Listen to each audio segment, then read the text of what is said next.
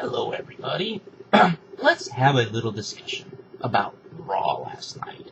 Shall we? This won't be a review. This is going to be a discussion. Because there seems to be, I don't know, people don't get what we saw last night. So, I'm going to come on here and explain what I saw last night.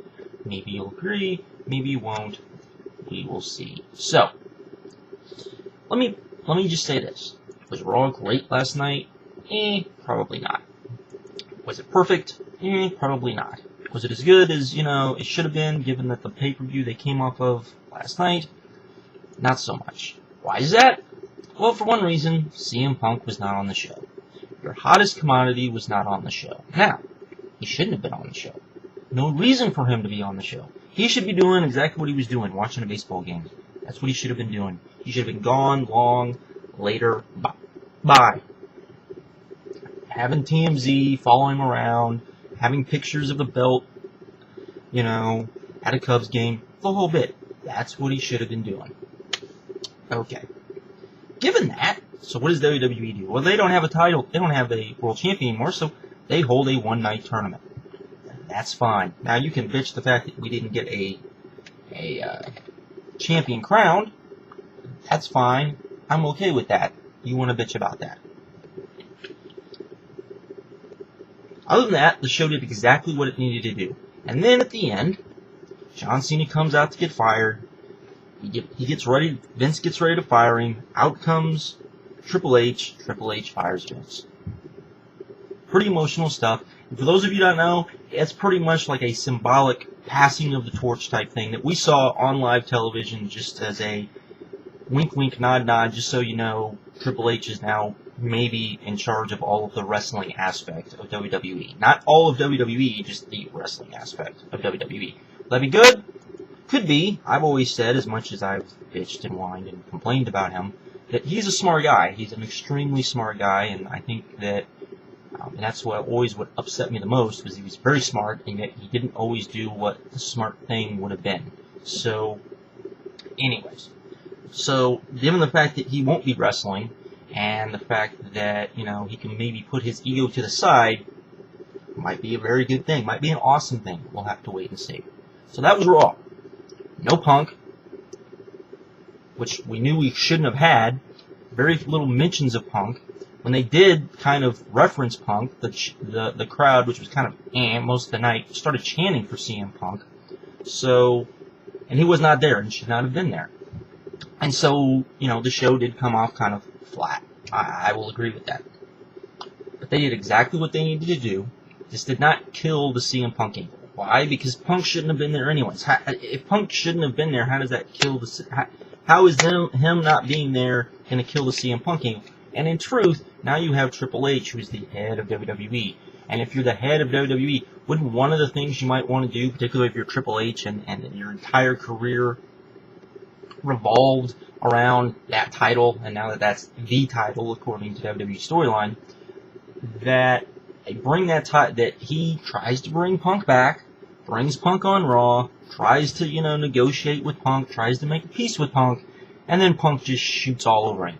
And then we're all like, oh my god, that was the greatest thing ever, Punk is so awesome. Just saying. If that happens, that's what we're going to see. Just throwing that out there. The angle is not dead. Here's the point. No matter what and while I'm making this video, the ratings have not come out. Maybe they will come out as I'm making the video. I don't know. But ratings have not come out. Do I expect this to get a monster rating? I really don't, because Punk was not on the show. And given that Punk was not on the show, I don't expect this to get a huge rating. But the ratings, while they're important, I'm not going to say they're not important. They're not important at the same time. What's more important is that pay-per-view number and the buy rate number, which we won't know for another 2-3 months. But if Money in the Bank did, let's say it did numbers close to what the One Night Stands did, which were the last truly major B-show pay-per-views, except for, I guess, the first two Hell in the Cell pay-per-views. And when I say that, I mean the No Way Outs. The slots. So if they did that type of, that's a success. Doesn't matter what the ratings say, because you got people to buy the pay-per-view, and that is actually a little bit more important, to buy the pay-per-view, because they make more money off that than they do ad revenue. Just saying. People are going to come on here and bitch and whine and say that's not the case. Do all you want. I don't give a shit. Okay?